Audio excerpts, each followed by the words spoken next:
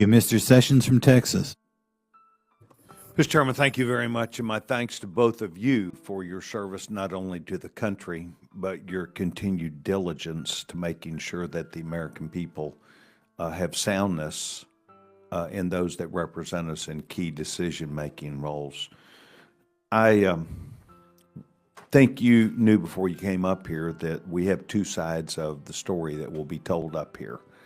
And there's certainly a feeling that Republicans accuse Democrats of being soft on immigration and soft on criminals. I'm one of those that makes that conversation because I believe that what is happening at our border, what is happening in our cities, what is happening across this country supports that viewpoint. We have people arrested all over the country, thousands of pieces of fentanyl and other lethal items, and the person, when arrested, gets out without bail. They just release them. We are concerned about this.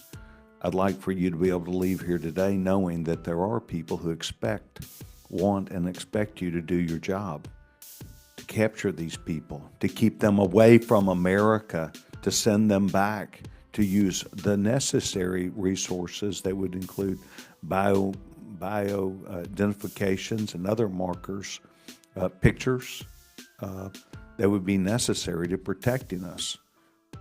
We need this.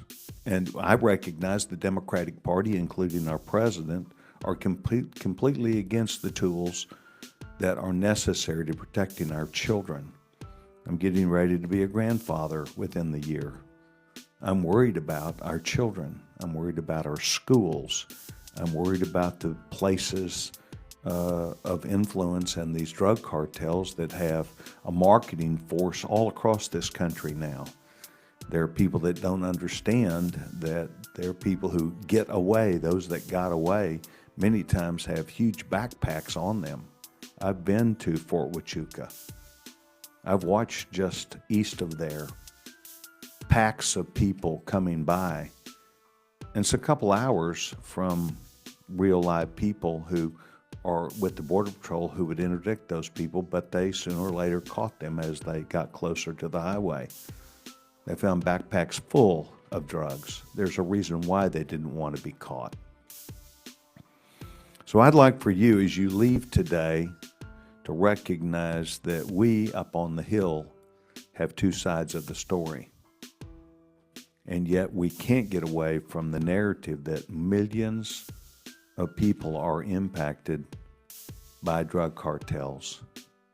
Their long reach into communities is no longer just the largest cities in this country. They're rural, and they are across many, many, many states. This is a huge problem, and it won't get better because we're allowing not just tens of thousands, but millions of people to come here, and we're inviting them by the President of the United States, by the Secretary of Homeland Security, who refuses to even acknowledge the issue and the problem that we have.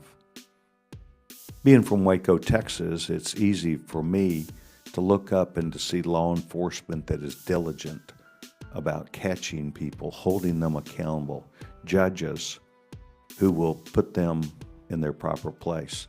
I'd like for you to take in the some minute I've got left and talk to me about U.S. attorneys across the border and about your relationship to put these criminals in jail and to detain them, either one of you.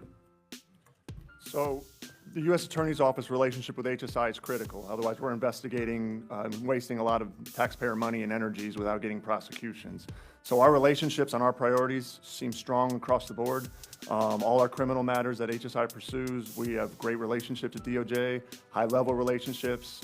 Certainly, we have... And the effectiveness of these U.S. attorneys? So the effectiveness of the U.S. attorneys pushing the HSI priorities in the criminal investigations, we have a great relationship, and those investigations are moving forward at over 20,000. So you feel it's successful? I feel we need to do more given what we're doing. We always strive to do more. I think the men and women of HSI would recognize that we're doing everything we can and we want to do more. Sure.